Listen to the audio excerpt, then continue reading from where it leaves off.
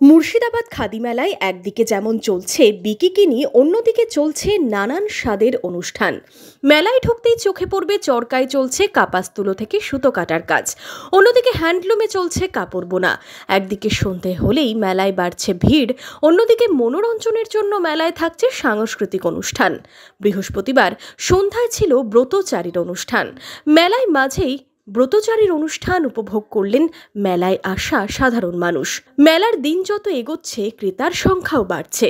আগামী দিনে ক্রেতার সংখ্যা আরো বাড়বে বলেই আশাবাদী মেলার স্টলদাতারা। কাস্টমারের চাহিদা মোটামুটি আপনার প্রত্যেক বছরের মতনই এখনো অবধি ঠিকঠাকই রেসপন্স আছেন, কারণ প্রথম দিকটাতে মানুষজন আসেন একটু দেখতে কারা কি নিয়ে এসছে, কার কাছে কিরকম কি আইটেম আছে। লোকজন আসছেন, যথেষ্ট পরিমাণেই আসছেন। কেনাকাটাও মোটামুটি শুরু হয়েছে, একদম যে নয় তা বলা যাবে না, চলছে মোটামুটি সময় অনুপাতে ঠিকঠাকই আছে। আশা তো অবশ্যই আছে গত বছরের থেকে যাতে আরেকটু বেশি হয়, কারণ ব্যবস্থার দিকে তো কোনো রকম কমতি নেই। আমরাও আমাদের জিনিস যথেষ্ট পরিমাণ নিয়ে এসেছি, আশা করছি কাস্টমারের রেসপন্স ভালোই পাবো এবছরও। আগামী 6 জানুয়ারি পর্যন্ত চলবে খাদি মেলা।